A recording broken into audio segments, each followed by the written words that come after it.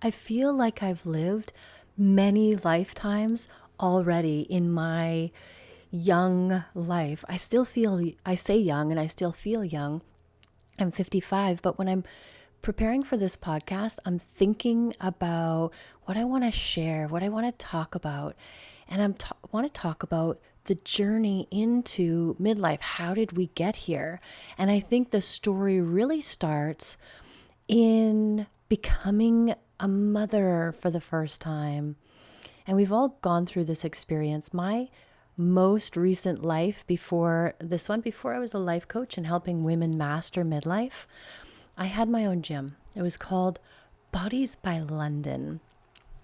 And I had decided that I was going to become a personal trainer and help women who had just had babies because it's really hard. Once you have a baby, your body changes and you become isolated.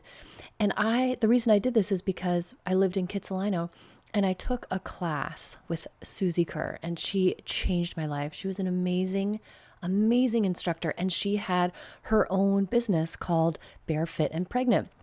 And I was a very athletic, outgoing, sporty kind of person. And when I became pregnant, I was like, I don't know what I can and can't do. And she offered prenatal and postnatal fitness classes. And so I would go there as a pregnant woman and exercise and sweat and, like just work my butt off. It felt so good. And then after Phoenix arrived, I took Phoenix to the classes and we did the same thing. We worked out really hard while the kids, like laid on the blanket. And it was just so amazing. And why was it amazing? First of all, because Susie was amazing. But second of all, it was amazing because of community. That was the key to everything. And then when I had my second child, I moved out to the suburbs and there was nothing like that here. And it was so life-changing for me that I wanted to create that for other people because I knew how hard it was. And I was having my second child. And I wasn't going to be doing what I did before because I worked in the film industry and those were like super long hours. So I needed to reinvent myself and create something where I could be home and raise my boys and wasn't having somebody else raise my children. So I just totally created a job for myself. I got trained as a personal trainer and then I started by teaching in community centers and doing prenatal and mom and baby fitness. But I found that there was something missing. I really, really wanted to create a community. So with minimal experience, I opened up my own gym. That's when Bodies by London was born. And it was really important to me that these women had a safe place to go with other women who were experiencing the same thing. So when they went through their crazy experiences being pregnant or a mom for the first time, there was other people there that could understand what they were going through. And they could also work out really hard. There was nothing wrong with them. Like as women, when we have children, there's nothing wrong. Just it's different. Our bodies are changing, but we can work out really hard. I would love when my moms that came to my classes would sometimes bring their husbands and they'll be like, yeah, I'm going to go to a mom and baby workout class. And we would kill them. It would be so hard for them because they're thinking that we're just chatting and lollygagging. But no, the people that came to my classes really wanted to work out. I had all types of people come. And the thing that brought us all together, the common denominator was we were new moms. But I had nurses and doctors and teachers, police officers, firefighters, Olympic athletes. I had all the people coming to my class and we all came together as new moms trying to figure this out and wanting to do something for ourselves and wanting to like connect with other people to know that we weren't crazy. And that's what made this so magical. I remember when I first started before I opened my gym, and I opened my gym pretty quickly because I'm like, what's missing here is the community. And I wanted to have one place where everybody came together so everybody knew everybody. And you had instant friends and you were never alone and you were always heard and you were always had a safe place to come to. And I remember one of my first clients, Anna, and she was at the community center and she strolled in her high heels. She came to me when she was pregnant and she's like, I am wearing these high heels until the day I deliver. And then later when my baby's here, I'm going to keep wearing high heels. And I'm like, Anna is crazy. And I love it because I never wore high heels. I was more of an athletic person. I was always needing to wear shoes where I could, in case like a soccer game happened, I could participate in it. So I just loved her enthusiasm. And then she also said, once I spit this baby out, I'm going to go right back to work. Like she was very, very career oriented, like all of my moms were, but she stuck out in my mind the most because of those darn high heels. And lo and behold, the second her first baby was born, I believe she quit her job and, like created a new job for herself, just like every other mom does. They would all come in and be like, I'm going to go back to work right away and do just like me. I was like, pfft. And I was never a baby person. And then I ended up creating a business where I held babies all day. I would bounce on the ball holding these crying babies just so the moms could get an hour of exercise so they would feel like a normal human being again. And Anna just totally flipped her life. And the reason I'm telling you the story about Anna is because most women are like that, thinking that it's just like a short blip and they're just going to go back to their normal life. But as soon as the second that this baby arrives into the world and you hold this baby, everything changes. And it's not like you change your life because you feel you're forced to. You want to. You're like, I want to be here for this child. I want to do everything I can and I want to take care of this child. And so that's why that business was so important. And friendships we did so much fun stuff together, and so many amazing friendships were created that to this day, those ladies are still best friends, even though their kids are graduating high school and stuff like that. And so it gives me great pride and just, I feel so much love in my heart for all of the ladies and all of the kids that I met through that experience. And the interesting thing is I'm seeing a lot of them come back around now because now they're headed into midlife. And that's why I've created this business, is because, hey, it was hard to be pregnant and have kids and have your whole life change. That's why I created the space for it to be okay, for it to be hard. And it's the same thing for midlife. Why did I create this? Because I went through midlife. I'm going through midlife. I'm like, what the hell is going on? Why didn't anybody tell me about this? And I want to create this community where it's okay to talk about it. It's a safe place to cry about it. It's a safe place to go, I don't know what the hell is going on. It's all okay. But we had so many amazing times at Bodies by London, and I keep in touch with a lot of those women. And I actually just saw one last night at a tennis tournament. Like everywhere I go, I see these lovely human beings, and we just have this thing that we went through together that is just, you can't compare it to anything else. But when you have your children, your life changes, and then it's a whole thing. And then when you go into midlife, guess what? Your life changes again. And that's why we need more support. We need to understand that it's a huge life change. And I just wanted to talk about all the midlife issues that come up. Like just in general, what are the biggest ones? And just do a short little synopsis, like one little helping thing on each one. And the very top reason is weight loss. So us women, we go through it when we get pregnant, and then after pregnancy, breastfeeding, all of it, and then into midlife, and it all has to do with hormones. So if you can balance your hormones, you will go through midlife a lot easier than if you don't. For me, I feel like I'm always a person who's working on my health, and I consider myself to be a very healthy person, consciously healthy person. So going into menopause, going through menopause into menopause. So now I'm in menopause. Now I just spend the rest of my life in menopause. It wasn't so bad for me, but I attribute that to my mindset and my nutrition 100%, because I believe that food is medicine. And when you're transitioning into menopause, it's your hormones that are changing. And you want to do everything you can to try to balance your hormones out. You don't want to stop it from happening because it's designed to happen. You want to come from the thinking that your body is nature and it knows exactly what to do. Like if you didn't go to the hospital and have doctors helping you have a baby, you would have a baby on your own. Why? Because your body just knows how to have a baby. And it's the same with going into menopause. Your body just knows how to do it. It's designed to do it for a specific reason. So we don't want to stop it. We just want to support it to make it easier and quicker. And so for weight loss, the number one thing is balancing your hormones. And when I talk about balancing your hormones, maca powder would be the number one across the board.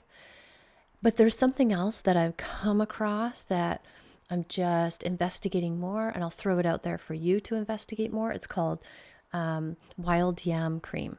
The key is you want to make sure that it's one that doesn't have any alcohol in it or soy in it, especially like GMO soy. You want it to be really clean. I'll do a podcast specifically on this once I'm done my experimenting with it, because I always experiment on myself.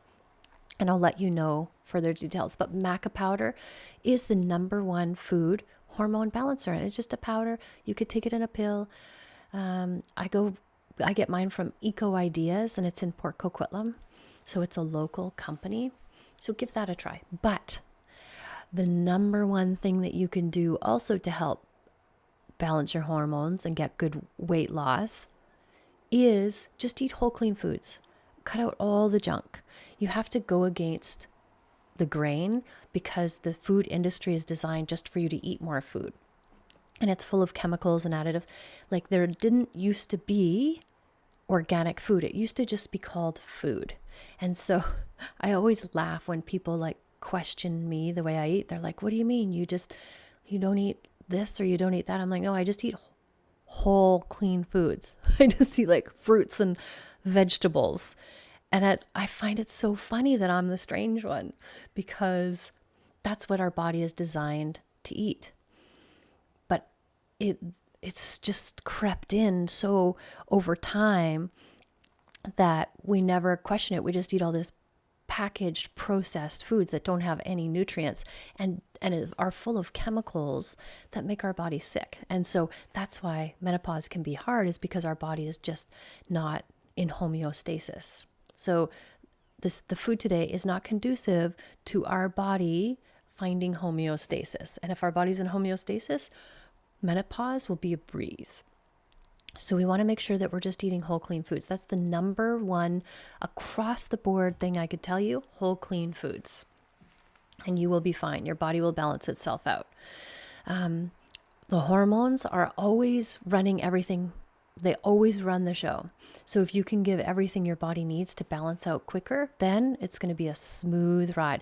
Our estrogen levels are designed to drop because we're going from childbearing years to midlife years, which is giving back to the community, love, sharing, connecting. That's what it's all about. And so our body is designed to do that. So we just want to support the process as much as possible. And the healthier we eat, the better our hormones will balance out, the quicker our hormones will balance out. And the types of food are just whole clean foods. And there's the dirty dozen and the clean 15. So the dirty dozen are the ones that you want to make sure you try to get organic. And they're usually the ones that you can't peel, like apples and strawberries. And the clean 15, they're ones like if you can't get organic, then, you can not get these organic, because they're stuff like bananas or watermelons, like stuff that has a really thick peel. So the chemicals and pesticides, it's harder for it to get in. Intermittent fasting. I'm a huge fan of intermittent fasting because our body isn't designed to be eating all day. Like we have all these snacks. Who created the snacks? The snack industry. Your body does not need to snack. I think when we get into, not just in midlife, but in general, I'm a huge fan of women understanding how their body works and listening to their cues of their body. It's kind of trained out of us as we go, but I really encourage all of my clients to know what it's like to listen to your body. because your body tells you everything that you need to know. If you have like eczema, your body's telling you something. It's like, hey, this food doesn't work for me. And you just got to figure out what the food is. But if you go to your doctor and you're like, hey, I have eczema, the doctor will say, put this cream on your eczema. And it's like usually got steroids in it. And you put that cream on your eczema. But what caused the eczema in the first place, you don't know. And it's going to come back again because you just put something on the symptom. This is like your body going, hey, listen to me. This food does not work for me. This food is bad for me. So if your check engine light comes on and you just unplug the light, well, the problem is still there. And that's what we want to do, is listen to our body's cues. It's the same with our body's hunger cues. Quite often our hunger cues go, they're overridden by all these crazy foods and chemicals that we're eating. So we want to make sure that we listen to our body's cues, because our body always will lead us in the right direction and tell us exactly what we need.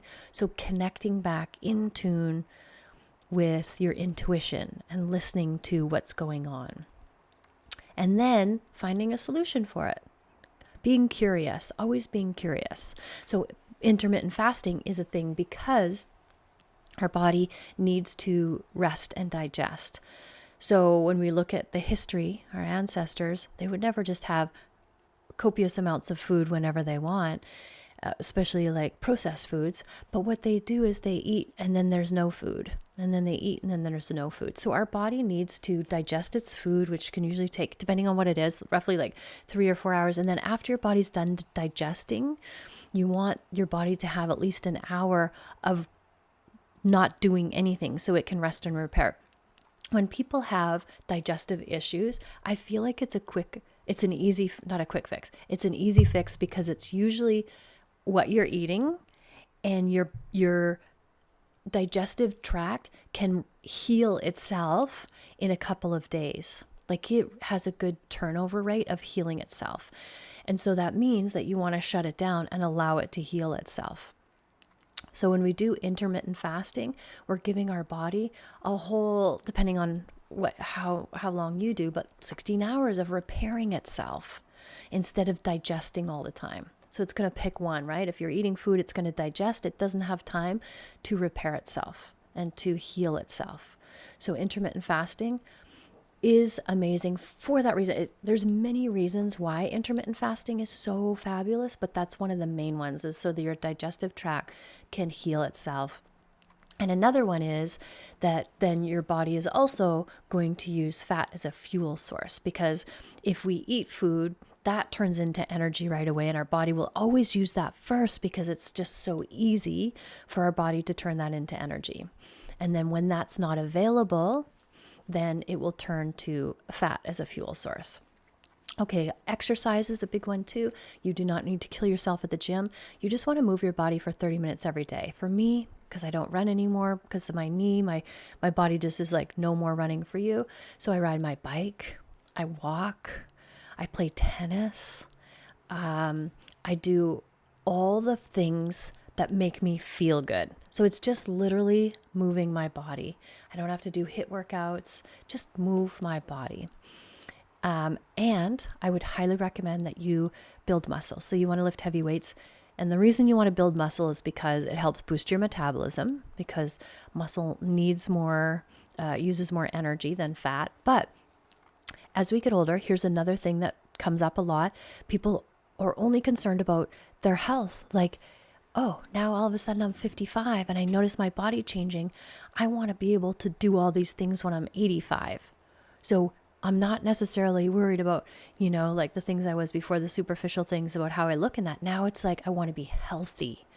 And in order for your body to be strong, you want to make sure that you build muscle, so that as you get older, I know my mom has shrunk a lot because her core didn't keep her as tall as she once was.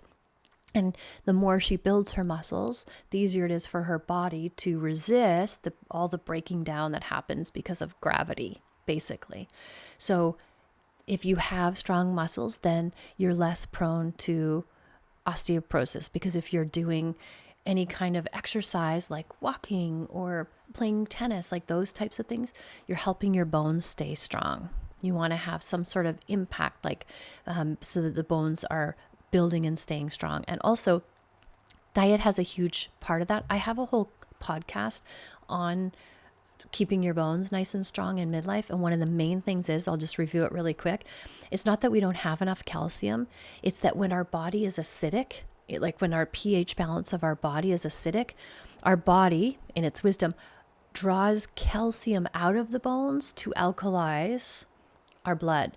And so instead of taking calcium deposits, calcium supplements, because it's hard for our body to process and everything, you want to make sure that you're keeping your body in an alkaline pH balance, which means the number one way to do that is by eating dark leafy green vegetables.